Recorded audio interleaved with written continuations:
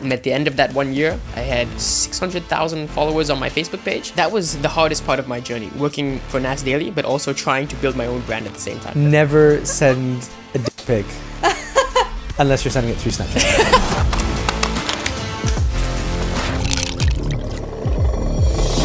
Are you ready? Everyone knows scripting your videos is tedious at best, but what if I were to tell you that scripting your videos can actually lead to some of the most scalable and shareable content, and today's guest knows all about it. From working with NasDaily whilst building his own brand, to now having a team of over 30 and creating viral and some of the most profitable content on Snapchat. Hi there, I'm Robbie, and you're watching or listening to the Lost Creator Podcast, a show where we interview some of the most unique and influential people in the content creation world in the hopes of inspiring you to escape the 9-to-5 and live out your dreams. And joining us today, we have the incredible Tony. You might know him as WhatsApp Tony, and his head of content, Amber. Say hi, guys. Hello. How's it going? Thank you so much for joining us today. Thank you for having us here. It's so nice to be here. It's an absolute pleasure. I actually wanted to kick things off really quickly by asking you, Tony, what's up? What's up? Everyone asks me that. When they see me, they're like, Tony, what's up? And I'm like, yo, branding on point. That's how I did it. Yeah. So what's up? What's up? Life is up. Life is up. Life is up. Bali is up. I am in Bali, living the life that I have always dreamed about. Like literally 5 years ago, I was like, I want to live in Bali and be a content creator and make videos. And now I'm doing it. And I'm like, holy shit, dreams come true. Dreams come true. It's hard work. But you gotta put in that work to get to that. Sure. That goal. Actually, before we get in too deep to conversation, I just wanted to check really quickly. Would either of you like a drink? We actually have a little bar. I could offer you some whiskey, some vodka, some water, some Coke, anything. What would anything I can offer you? What are you having? I'm having a whiskey. It's without a shadow of a doubt. That's a guarantee. Do you have rum Coke? I don't think we have rum, but we definitely have vodka and whiskey. Vodka and whiskey. Vodka and whiskey mix? Sorry, vodka or whiskey, or both. Up to you. Do you have whiskey Coke? Can I ruin that whiskey for you? Yeah, you can. It might be a little bit on the sweet side, but yeah, Perfect. you can. Amber, can I offer you a drink? I would like to have a juice. Thank you. A juice. Do we have any juice? What's the closest thing we've got to juice? That's not a juice. It's a very limited bar, clearly. Budget's been a little bit low. Water. Okay, Yes, please. Wonderful. Sparkling. Fancy. Awesome stuff. Well, the gloves water for what? water for Amber, Thank you. and whiskey Coke for Thank Mr. you. Tony. Mm-hmm. Thank you Cheers. for letting us know what's Cheers. up. Cheers. Cheers. Where's your whiskey? It's on its way, I believe. Thank you so much. Okay, Nice cheers. one. Cheers. Put her there. Okay, Boom. wonderful. Okay, awesome stuff. So, Tony, take me back. Tell me about a young, spriteful Tony. So my content creation journey started when I was in university. I was doing my master's in marketing, and I was like 3 months away from graduating, and I was like, fuck, I do not want to get a job, like a 9-to-5 desk job. And this may sound like a little bit extreme, but when I thought about like, am I going to do this for like the next 10 years, 15 years of my life? I was like, if I'm going to get a desk job that I hate, I'm literally going to kill myself. So I was like doing anything that I could to get out of this kind of like 9-to-5 job after university. So I was Googling like, how can you make money online? Not even get out of it. Like, just not even get into it. Yeah, not to even get begin with. into it. I didn't even want to Like, start. Not even take the steps in that door. Yeah. I was like, I know I'm going to hate it, so what's the point in even starting? Yeah. So I was on Google. I was like, how can you make money online doing this? And I was like, Amazon affiliate, drop shipping. Then I was like, being a creator. And like 6 years ago, being a creator wasn't as big of a thing as it is now. So I watched NasDaily. I was a big fan of NasDaily. And I was like, this guy's doing what I want to do. How can I do that? So when I graduated, I was like, fuck it, I'm not going to go to my graduation ceremony. Just email me my certificate. So I just sold everything, and I booked a one-way ticket to the Philippines. I bought a camera, and I was like, I'm going to make videos. And my videos sucked. They were so bad. And no one cared, and no one watched them for 2 years, pretty much. Yeah, it was a very long journey. Eventually, I met NasDaily, and he hired me to be a content creator. And through him, I learned how to script, how to shoot, how to edit. And that's how I kind of fell in love with content and the effects that content can have on people. Through him, we also met each other. Did we Yes, know? So exactly. we do have a little bit of history. We have a friendship. Do you remember our secret handshake, by the way? Oh, it's a long one. Oh, I've heard all about it. Yeah. I've seen it. It's a little bit explicit, so I don't think we'll be able to do it on camera. But yeah, and how about yourself, Amber? When did you kind of have an idea that you wanted to explore a little bit of the content creation industry or world? Okay, for me, I think this might be a little bit controversial, but I don't really have a passion for content creation when I first started. So I saw this post on Instagram just a day before this actually. It's about stop chasing your passion, but bring your passion to everything you do. So I started this journey because I met Tony when he was in Singapore, and I kind of get a little bit glimpse into like the life as like a content creator and stuff like that. But for me, I was a university student back then, and I was trying to start my own tech startup. So I'm all about like business and everything like that. So for me, being a content creator is like, I don't want to do that. But then we got a few deals. And then I started seeing this more like a business. So I started doing it because I'm not really passionate about like creating videos, but I'm passionate about the business behind it. I'm passionate about the travels, the escaping 9 to 5, having the freedom to be anywhere. And most importantly, I'm really passionate about money. So for me, like, I don't believe in chasing, like, you're following your passion because I don't really know what I'm passionate about except for money. So I chase where money brings me. I'm passionate about being rich. Yeah. No. Yes. Needless to say, Exactly. you say that you don't want to be a creator or you're not passionate about content, but you have like 400,000 followers on your own platform. 480, I think. 400 Oh, exactly. to be So, specific. 500,000 followers. I don't care about videos. It's good to have a passion or like have an understanding of something that drives you. And I think if as soon as you have something that drives you, it'll kind of incentivize you to discover new things and step out of your comfort zone to be able to kind of achieve that. Exactly.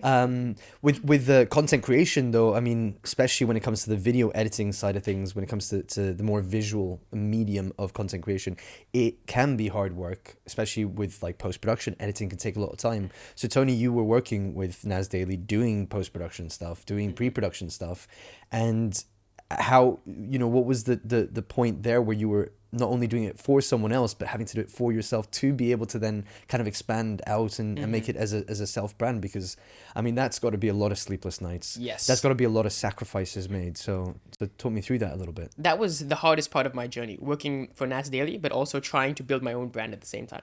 So when I joined NasDaily, I was just learning everything, learning how to script, how to shoot, how to edit. And then after about 6 months, I realized, okay, I know this stuff, but if I don't do it for myself, I'm going to stay working here for many, many years. So how can I escape that? So I started to dedicate my weekends to just making my own videos. So on Saturday and Sunday, I would script, shoot, edit my own video. And I would do that one video a week. And to do this, I had to sacrifice so much. I had to sacrifice my friends, my family, going out. I didn't go for movies. I didn't go on dates. I didn't do anything. I know. I got rejected from a lot of dates. I tried really hard. I'm sorry, Robbie. I have videos. Hey, but you know what? Videos. I'm really now in retrospect. I'm really glad that you rejected me the amount of times that you did, because like look at where you are. Oh well, now I'm free. Wink, wink. Yeah, so a lot of sacrifices. Yes, a lot of sacrifices. I would spend my weekend in the office. So pretty much 7 days a week in the office. Yeah. And I did this for 1 year. And at the end of that 1 year, I had around 600,000 followers on my Facebook page. And my Facebook page was making more money than my NasDaily salary. And then I was like, okay, now it's time for me to consider leaving, because, my weekend makes more money than my Monday to Friday. So that's when I started to consider leaving the job. And so it was just in that time frame of a year that you saw that growth. A year and 2 months around. Year or two. Oh, I mean that's Yeah. it's Yeah, a yeah. year. It's a year. It's a year. It's essentially a year. Mm-mm. That's amazing though. And where was your inspiration for your content coming from? Definitely NasDaily. A lot of it is very NasDaily inspired, from the way that we script, the way that we shoot and edit. It's very NasDaily inspired. But what about the topic itself? The topic itself, I would say, for me, when I was starting to make content, one thing that I realized was that I have to make a type of content that is scalable. So I don't want to travel, 10 hours and then shoot for 3 days to make one video. I want to be able to make a video from my home behind a green screen in a few hours. So how can I do that? And the answer to that is by finding topics online that go viral. So that was my kind of way that I was able to scale my content. Like looking up Even trends and Yeah. kind of following those and making content around them. Training my eye for virality. That's what we call it at the company. The What's Up Tony. The What's Up Tony. What's Up, Training your Tony? eye for virality. Okay, awesome stuff. Yeah. And Amber, where did you kind of come into this in terms of obviously you're kind of focusing on the business side. What does that kind of look like working with a content creator in terms of the business front? From a business front. So I would say he's the creative side. So everything related to creative, getting more more shows, more channels, creating new stuff. He will be the one leading it. And then once we get that, and I will make it run. So everything he wants to start, he will pass on to me after it started, and then I'll just make it run smoothly and then expand the team. So we started with just me as the first employee, and then within like 8 months, we have a team of almost 30 people now. 30. Yeah, like 30. Yeah. That's an empire. That's a big team. And what kind of roles do you kind of have at the moment? What kind of jobs do you have going? Our biggest jobs are scriptwriters and video editors, Yeah. by far. So you were posting once a week, but now you're posting Now I'll post maybe two times or 3 times a week. two or three Yes. times a week. But I used to post 2 times a week when I was still working for NasDaily. In the last few months, I doubled it to 2 videos a week. So I would make 1 on Saturday and 1 on Sunday. And that's really when I had like no life. Extreme no life, you know. And so there's obviously a level of like consistency that's Mm-hmm. important. What would you kind of say to consistency, or people who are kind of struggling to get to that point of being able to achieve a certain level Mm. of consistency? I think there's no easy way to answer that question. Like for me, the way that I was able to stay consistent was because I wanted it so bad. I knew that I didn't want to work a 9-to-5 job for the next 30 years of my life, and the only way that I was going to get out of it was if I was being consistent and working hard towards getting out of it. Yeah. Doing something that will consistently help me get out of it every single day. You got to be hungry. Gotta be hungry. You got to be hungry. Yeah. Not like starving. like as in like starving. But you got to be starving Yeah. for the you got to be have that passion, have that Yeah. goal, have that dream, Yes, and for be sure. hungry for it. And for those of you who are wondering, like, is it worth it? I'm telling you now, it is worth it. You grind it for 1-2 years and it's gonna pay off. You're not gonna have any regrets. No. Just gotta do it, right? Yeah. The biggest step, usually the biggest thing that people are scared of, is just the starting of it, right? Like actually getting to do it. For sure. And you mentioned you did traveling around the Philippines. You were making content, and was that the same time you were still posting like regularly, doing like 2 videos, but you weren't getting any level of Yeah, I was not a consistent poster when I was traveling in the Philippines. My videos sucked. I was not consistent. Was it more vlogging related? Yes. Rather than scripted content. It was a mix of both. Okay. But I was a very like beginner creator and I had no idea what I wanted to do. So my niche was like jumping around the place. I was making different types of videos, different lengths. I didn't have a strategy and I didn't know how to make good content. Because now you're not making any content that is unscripted. It's solely scripted content. Yes. So tell me a little bit about the importance of scripting, even when it comes to vlogging. Is scripting something that you would recommend? Is it something that you feel like actually you can still make strong content without it? What are your thoughts on Well, something that we consider in the company is like the rate of virality. Like if you make 10 videos, how many of those 10 will go viral? For us, if we are able to script that content beforehand, we have a little bit more control over how viral the content will go or how many topics we can make viral, right? Whereas if you're just like going out there and shooting random stuff, you're like, I kind of have an idea of what I want to shoot today, but I don't know how it's going to turn out in the final product, and I don't know if it'll go viral. That's much harder to control. So something that we think about when we're like making a lot of videos is like increasing that rate of virality to make 10 out of 10 videos go viral, for example. So scripting, I think, really helps with that. What's the process like then in terms of like finding a concept, going into scripting? Talk me through a little bit of a production timeline. That's her speciality, production timeline. Phenomenal, yeah, of course. Timeline. Yeah. So right now we have a few story hunters. Their whole full-time job is just to find topics that's viral on the internet. So we go through a process of them finding the topic, and then we will put it into our Notion tab where we keep track of everything. And then both of us will look through every week and we'll decide whether this topic could go viral, we think it's viral, or whether we like the topic. And if we don't, we will remove it if we like it, and then we would send it to the scriptwriters. So we have 7 scriptwriters right now. So they will choose the topics that they want to do, and then we also assign some topics sometimes depending on which one we think could script better for this particular topic. And after that, we're sending it to video editors. Oh, before that, we need to do the voiceover, the shoot, the footages and everything. For the Yes. host, yeah. And video editors will edit, and then we go through feedback, and then we upload them. So it could be really fast actually for our kind of content. Like if we want to get it out fast, we can do it in 2 days. 2 days. Yeah. Yes. Between finding the topic and releasing the video. Yes. And it's also very important to mention that the topic that we choose has to fit the show that it's going on. yeah. Talk me about the different shows that you have. So we have a lot of shows. We have shows about animals. We have shows about women's rights. Shows about African people. Shows about rich people, famous people, celebrities, Asian people. LGBT. Yeah. Cute. So all of our story hunters I are looking plus. for these categories. Plus, yeah. And these shows go across different platforms. Some of them are multi-platform, Facebook, Snapchat, and some of them are only Snapchat. Only Snapchat, okay. But your main growth did originally come from Facebook as a platform, if I'm not mistaken. Yes. So why Facebook? Obviously, there's a lot of platforms. There's a lot of reasons to choose different platforms. But, you know, I think usually right now when people think, oh, I want to go out, I want to be a content creator, a lot of them probably think about YouTube or Instagram kind of being the, like those top two. And I feel like Facebook does get underappreciated sometimes. Sure. I think we recently had someone on our show. Her name was Evie Seaskull. She also does sort of primarily Facebook, and we kind of talked to her a little bit about why Facebook was a bit more of an underrated platform. But I'd love to know from your side kind of where Facebook came up as a number one platform to begin with, and then kind of branch out from.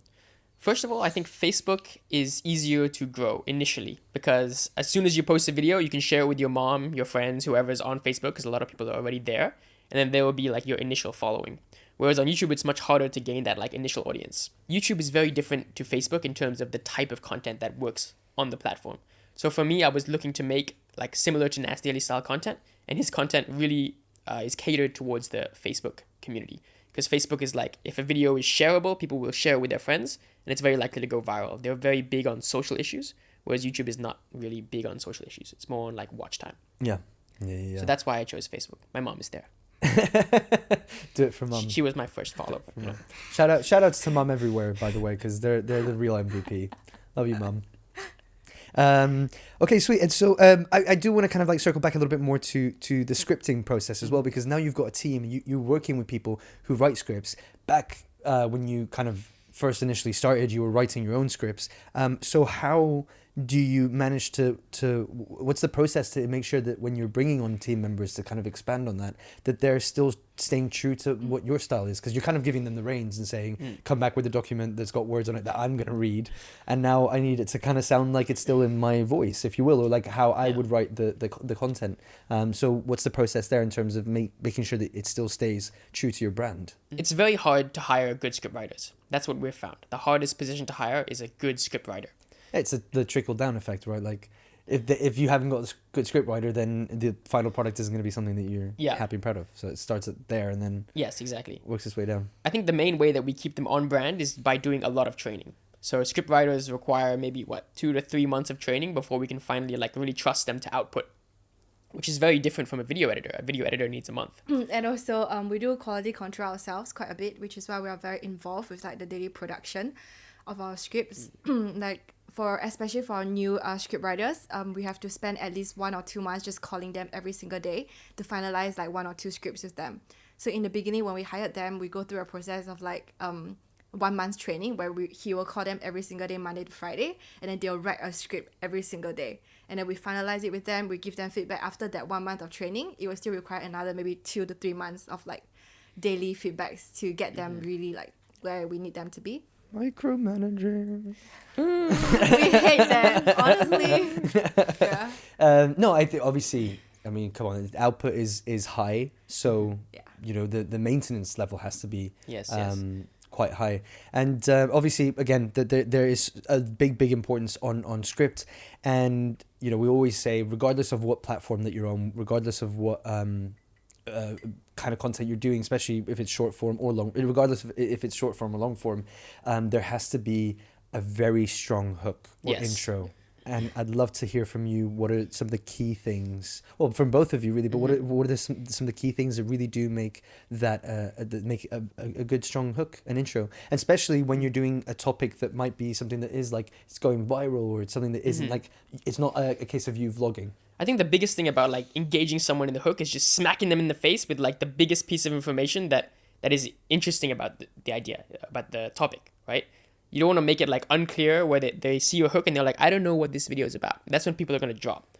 So you hit them with like the biggest fact, the biggest wow fact about the whole topic. Do you have any examples of that? Some examples would be amazing. Some examples. Examples.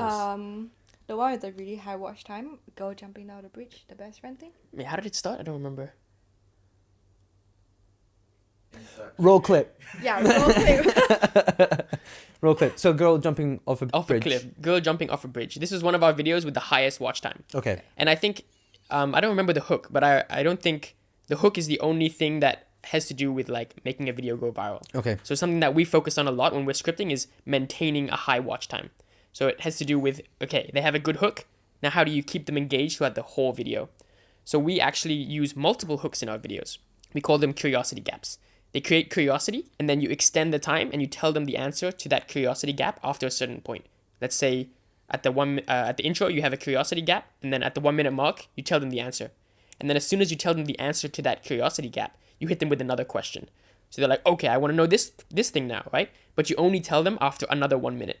And then as soon as you tell them the answer, you hit them again. And that's how you get super high watch times. So that's one of the tactics. It's so hard to do. Like, it's hard to do good. It's so hard. Yeah. It's really hard. Hard to do well, and I can imagine also hard to do consistently with like changing topics, and again with output being so high. Like if you could spend an hour, if you could spend a day focusing on making sure that these curiosity gaps are like you're really nailing them, but then the topic is less viral at that point. So you kind of have to jump on the topic a little bit quicker. And I wouldn't say it's like hit or miss. But it's more like it's hard work. So you gotta put in. And it's also like you have to choose the right curiosity gaps, you know? You have to ask yourself, what does the audience want to know out of this topic? And the biggest things they want to know, you make those the curiosity gaps. Mind blown. You mentioned that some of your shows have they kind of work across platforms. Mm-hmm. Do you have to repurpose any of that footage, or are you just using the same show and just placing it on a new platform within a different format, should we say? So we only do Snapchat and Facebook. Those are our two like main cross platforms, and the content that works on both of them is very similar. Okay. So we literally just changed it from full vertical to half vertical. Half vertical. Yeah, that's it. That's it. Easy peasy, lemon squeezy. We're trying to go bigger like Jelly Smack. Okay. And tell me about maybe what's been one of the most challenging production timelines that you guys have probably experienced. Oh, I know this one. Remember 2 months ago, the Amber Heard and Johnny Depp trial? So we actually have a show on Snapchat as well as about news. So that period of time, everyone was grinding from production, like finding the topics, like finding the full updates. We watched through like the few hours of trial, and I try to pick out like the most spicier parts that happened that was talked about in the trial, and then we have to script it in the morning, and then we send it for voiceover, and then we send the video editor to edit, and we did that in less than like 24 hours. So it was like everybody was rushing, and I remember myself uploading videos at like 1 a.m. in the morning because that's when the editor finished editing, and then we gotta get it out. Yeah, I gotta get it out. You gotta beat the competition. Yeah. And I can imagine when things like that tend to be quite big, you gotta beat the competition. Yeah. So how does one make themselves stand out against the competition? So standing out from the competition, I think it's a lot to do with the blue ocean strategy. Have you heard of that? No, but please expand. I'd love to hear more. It's actually a book. You can check it out. It's basically about how to stand out against your competition. So it depends on what your competition is offering now. When we create a new show, first thing we do is we look at the competition. What are they doing? Are they all doing, like, for example, news? Most of the competition out there in terms of news is damn freaking boring. So how can you stand out? You change that. You don't make boring news. You do something different than what the current competition is doing to make yourself stand out. So it changes depending on what kind of show you have, what kind of competition you have. Just analyze them. Read the book. It shows you some super cool graphs. You can actually like graph on the X and Y axis, like the differences, the different factors, and then you can kind of plot yourself in there and say like, okay, I'm different on this aspect and this aspect and this aspect. And that's how you've successfully managed to make yourself stand out from the competition. Yes. Because our new show is not boring. It is interesting. Look at it. It's called High Five News on Snapchat. No, but yeah, you've successfully stood out from your competition because, if I'm not mistaken, you have like 826,000 followers or subscribe. I'm not sure what the key term there is for Snapchat, but obviously massive, and 1.2 million followers or likes on your Facebook channel. So it's those are some yummy numbers, and obviously with yummy numbers comes good financials, and obviously being able to self-sustain and keep kind of growing. And I'd love to know in terms of maybe more not specifically on the revenue that's being made, but how do you find yourself investing that back into what your company, what your brand is? How do you go about sort of like looking at your income and saying, here's how I want to best invest for the growth? So the main way that we reinvest the money would be expanding the business in terms of hiring. So we're trying to hire as fast as we can. But of course, it's very hard because we have like a 3-month pipeline for a scriptwriter to go from 0 to 100. So it's very hard. But another way that we're trying to diversify is to move into real estate. So we're moving into real estate in Dubai. We have purchased some houses, and now we're trying to basically Airbnb them and create an Airbnb business. But we're in the very early stages of that. Yeah, and we're trying to expand as well because like right now our business is very focused on just content creation. But as I mentioned before, we love running businesses. So right now we're trying to expand into like marketing, but only for the video aspect. So we make viral videos for your business, and primarily we're focused on real estate. So I know your boss, he's dabbling into real estate. So you know, if you need any ads, wink wink. But yeah. Villas in Bali. Yes, yeah. Well, real estate is a good next option. And so property is obviously a really good investment. It's always going to be yours, and you're always like going to be able to make money off of it. So obviously, exactly. A really good one. And then in terms of like actual income, what kind of percentages would you say are coming in from like say Facebook, from your different platforms? So in terms of What's Up Tony, like What's Up Tony, Snapchat, and Facebook, I would say like 80% of my revenue comes from Snapchat and 20% from Facebook. In terms of the company, it's like 95% Snapchat. Yeah, okay. We're a very Snapchat-based company. That's why we're trying to diversify into real estate. Real estate doesn't disappear. Okay. And I think adding on to that, there's also a lot of synergies with what we do now and real estate. Because something that we've noticed is that a lot of real estate agents, coming back to what I was talking about before, the blue ocean strategy, a lot of the real estate agents are boring. The way that they sell their real estate, their high-end real estate, it's very like slow motion, cinematic, but they don't have this high energy kind of like NasDaily vibe to their sales videos. So I think by taking... What's Up Tony strategy. What's Up Tony. New strategy. Hooks. Curiosity gaps. Yeah. So adding what we know now with our content and adding that onto like selling high-end real estate, I think there's some kind of synergy that we could create there. Hopefully create a second business that doesn't rely on Snapchat. Interesting that as well, because I don't think it's something that's been explored. So there, it's not even like checking out the competition. It's about being the first one there. Exactly. So you are the competition. Exactly. Be the competition. Be the competition. Be the competition. Be the blue ocean. Yes, be the blue ocean. And at what point did you find yourself kind of transitioning mainly from Facebook, having been your first platform, into Snapchat? What was like the choice there? Where did it first start looking like it was going to become the more promising platform for you, and why? I think for Snapchat, it's kind of like a TV show, so it works better because like as a company that if you want to build a business, I feel like Snapchat is better because from day one, if your topics are good, you could go viral, you could get views, and then you start making money. But on Facebook, you have a long process of like months or years of like gaining followers, getting more views, making a lot of videos before you can be monetized. So as a company, it makes a lot more sense for us to just focus purely on video production for Snapchat. Yes, but on the other flip side, as a creator, Snapchat is, in my opinion, not the best platform because there's zero community on Snapchat. There's no messaging, there's no shares, likes, there's no way to communicate with anyone who's watching your videos. So in that sense, it really is like a TV. So I wouldn't recommend like beginning creators who are just trying to start their career to go on Snapchat. It's more for people who have an established presence on other platforms to go into Snapchat as a secondary revenue source. Oh, interesting. So Snapchat, I mean, I'm not even that familiar with this as a platform. So Snapchat is you're basically going on and you're kind of swiping through channels like you would on TV. Yeah. And hopefully you might get someone kind of come across you or follow you, as you've mentioned, from coming in from other platforms. Yes.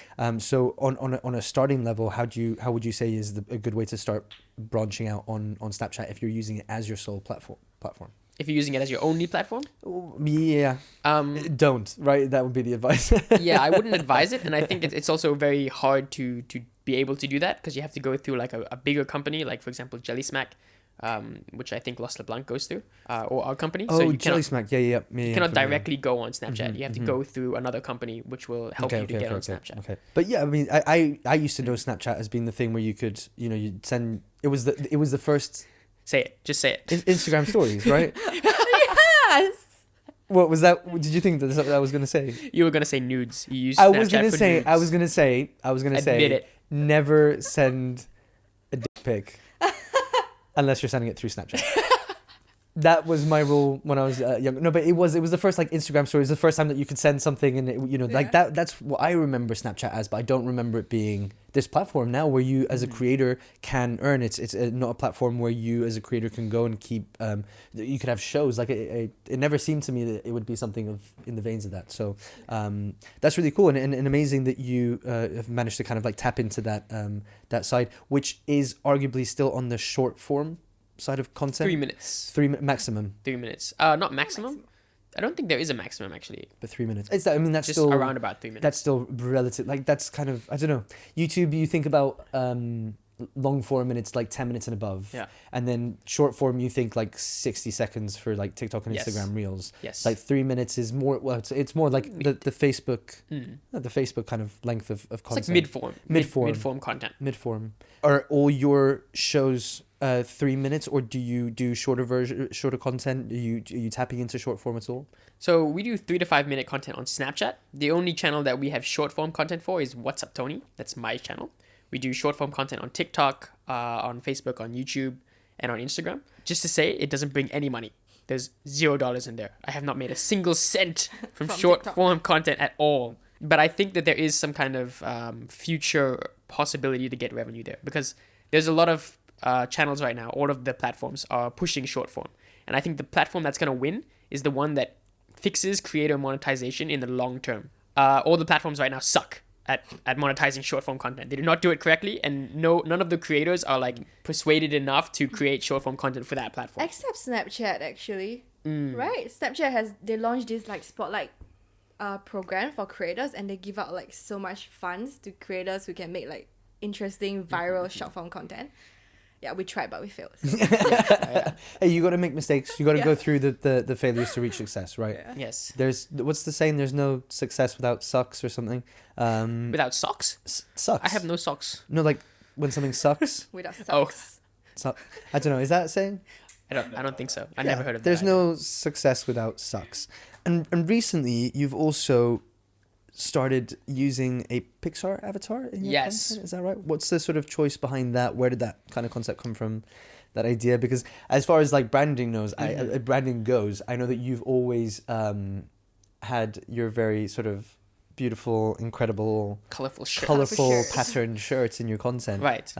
Is this like a new branding I tool? think it comes down to branding. Like, I feel like a cartoon character sometimes, and when I saw this Snapchat filter, I was like, holy cow, I can be a cartoon in my videos.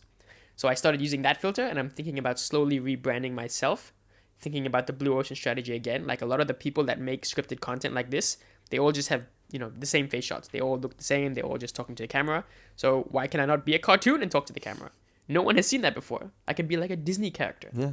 So I think that's kind of like just making me differentiated more from the competition. Yeah. And Be a but then very clean content, no swearing. I have sworn before in my Yeah. content. I would say I'm not the cleanest content creator. Like, I am Okay. willing to talk about controversial topics. I have literally made a video about Japan's penis festival. I have made videos about people marrying grandmas. I've made videos about dolphins having sex with humans. Like, I'm willing to go there, you know? Yeah. I'm willing to talk about the weird stuff. Yeah. And I think it's because, like, the kind of content that I watch on the internet is like the weird shit. I'm in the weird section of YouTube watching like pimples being popped and like people going deep sea cave diving. Right. You're going down that like Yes. YouTube rabbit hole Yeah, at I 3 go o'clock in the morning, deep. and you're like, I go deep, and that's the Yeah. kind of stuff that I enjoy watching. So Yeah. I was like, I want to make content that I would enjoy watching. So I talk about the weird stuff. and then if you could do it as a cartoon character, as a Disney cartoon Yeah. character specifically, Mm. then you've maybe tapped into a little bit of a niche there. Yeah. The little potty mouth Disney prince. Yeah, potty mouth Disney prince. Let's- That's me. that's I gonna should be- change my channel name. That's gonna be our YouTube banner, I think. Not banner, the thumbnail. Potty mouth Disney prince. The potty mouth Disney prince. Absolutely. All right, and so I wanted to do a little bit of a game with you guys, if you're down. Let's do it. And I wanted to test you on a little bit of your knowledge from one of your videos. Ooh. Yes, that's absolutely right. Because on the 16th of April, you guys released a video about the different taxes that you can experience in countries. In Dubai? Dubai? Well, I guess specifically at the end of it, it was Dubai, Okay. but obviously a little bit of research had gone into looking at other countries' taxes, Uh-huh. right? Uh-huh. And so this goes out to all of our creators out there. You're trying to find a place. You're looking for somewhere to go and build content creation, but you're kind of worried about tax. Well, this game is for you. So I'm going to be testing you on your tax knowledge because you did an awful lot of research for it. Of course. I'm going to name a country. Tax expert. Just Tax kidding. Not expert. This is not tax advice. I'm going to name a country, Okay. and then I would like you to tell me how much they jeez. charge Oh, jeez. in terms of tax. We're gonna Okay, be let's so go. bad. Yeah. Let's go. I can give you a ballpark figure. Does it have to be exact? I'll accept a ballpark figure. All right. But go. like the more specific you can be, the more points you'll get. Okay. Let's go. And just to give you a little bit of a twist on this, by the way, the tax figure that I'm looking for is based on the top bracket. Top bracket. All right. Yeah. Good. If you're high earning, this is how much. So let's start nice and easy. We both lived there. 17%. Singapore. I know.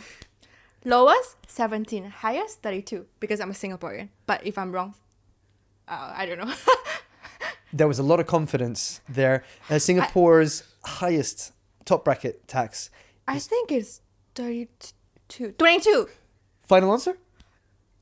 22. 22. And it's right. We have 22. That is correct. That is absolutely correct. Well done. You got the specific 2 thing there. That very well done for that. Okay. You saved me because my answer was wrong. Yeah. I sound like I'm from there. UK. I would say 30, 38. I would say 40s. 30s. 30s to 40s. 45. Oof. 45%. We get taxed It hurts. high. Yes. It hurts. It But hurts. but there's free healthcare. Hurts. So I am also from here because my mother, she is from Spain. So Spain. in España, how much do we charge? 35. 28. Is this final answers? Final answer. Yeah. Final answer. It's 45. Same as the UK actually. Yeah. Brutal. No es bueno. 45% So brutal. tax. No es bueno. Half your money out the window. Out Just throw the it window. out the window. Yeah, Do you 50. get free healthcare there? Yes. Okay. I'll double check that. I haven't lived there. You see, I haven't lived there, so I wouldn't be able to. Yeah. Brutal. Okay. Philippines.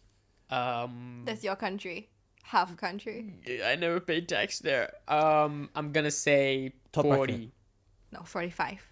So, the answer I was given is is rather convoluted, Okay. but I'm just gonna go ahead and give you the point, I think, or something relatively close. It's 2,410,000 pesos plus 35% of the excess over 8 million pesos, which when I read that out loud confuses me more than when I'm looking at it on paper. Just give me the point. Yeah, you've got it. Ding, ding, ding. Do people even pay tax in the Philippines? I have no idea. Indonesia. In Indonesia, I would say 30? I think it's higher. Really? Yeah, like 35. Final answer. Yeah. That is exactly correct. Yes, it's 35. Knew it. Wasn't a guess at all. This one goes out to Mr. Los LeBlanc, Mr. Christian, where he's from, because he's Canadian. So Must how be much is high. the tax in Canada? 50. Canadian. 49. Canadian. Yeah, Canada, where Canadians are from. 50. That's very high. 49. It's an expensive country. They have free healthcare. Yeah, but so does the UK. It's 45. 49. 49? Final answer. Final answer? Yeah. 49? 50? Are you giving us a tip that it's lower? Yeah, I was. I'm trying to help you here. 35. Ooh, better. Getting close. Lower? Higher? A little lower. 30. Higher. 32. 33. Yes! Ooh. 33. They got it right with no help from me. Easy points in the bag. Easy points. What about Australia? You should know this one. You were born there, weren't you? 47. Yeah, 47. Again, a bit of a 49. convoluted answer here. Let's see.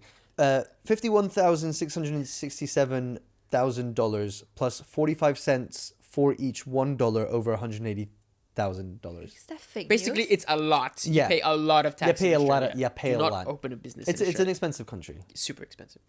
but super beautiful. Beautiful. Don't open a business there. Super beautiful. I've never been. Mexico.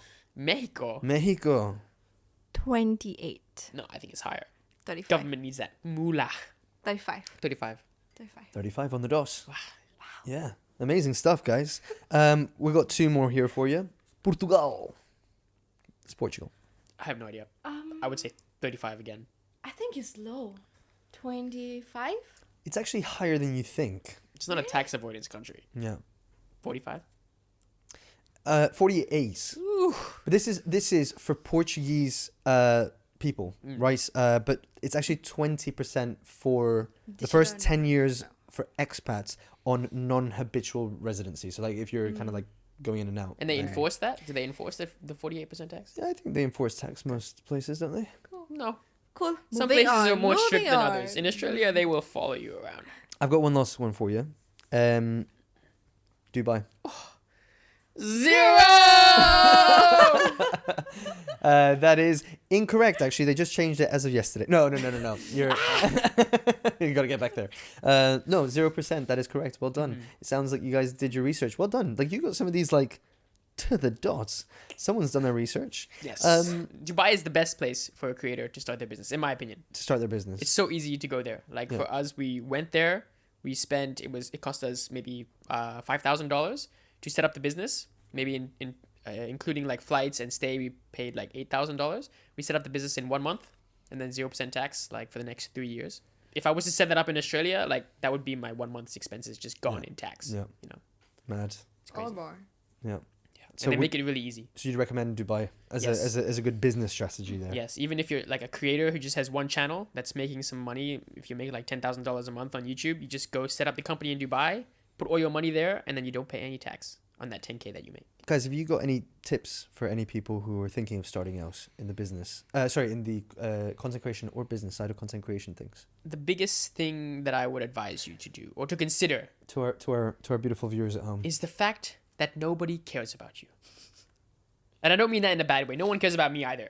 So when I started making videos in the Philippines, all my videos were about me. It was like what I'm experiencing in the Philippines, why I love this beach, why I'm trying this food. Oh, this food tastes amazing, blah, blah, blah. And nobody freaking cared because nobody cared about me. And it took me 2 years to learn that lesson. So when I started making videos about other people who have way more interesting lives than me, that's when people started to care about the videos that I was making. So maybe if you're in that rut as well and you're making videos about yourself and you realize nobody cares about you, then consider to change to make stories about other people. Beautiful. Amber, have you got anything you want to share with the beautiful audience at home? I think for me, what I've observed or seen in our team is that if you're a beginner creator and you feel like you're struggling, the best thing you can do for yourself is go find a creator that's already established and work for them for 1 or 2 years. Because like he came from working for someone that is already established and he learned a bunch and then he succeeded. And right now in our team, we hire a lot of aspiring creators, and one guy who's only been with us for less than 6 months posted his first video on Facebook and he went viral. He had 3 million views, and right now within a short span of 1 month, he started this when he moved to Bali to spend time with the team.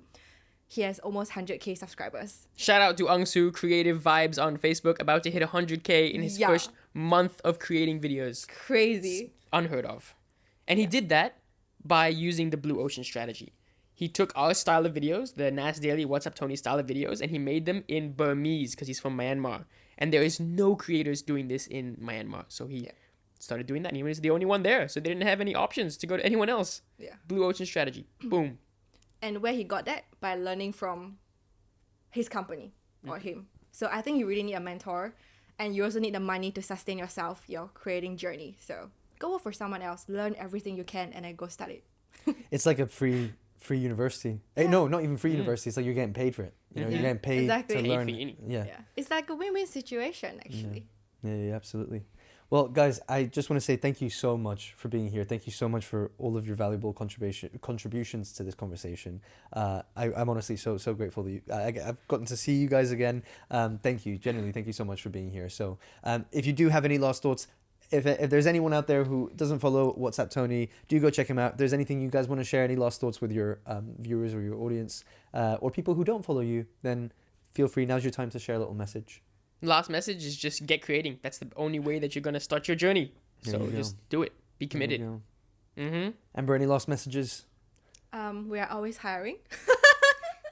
Scriptwriters, video editors. Wink, wink. Wink, wink. Hit us up. There's jobs available. Go check them out.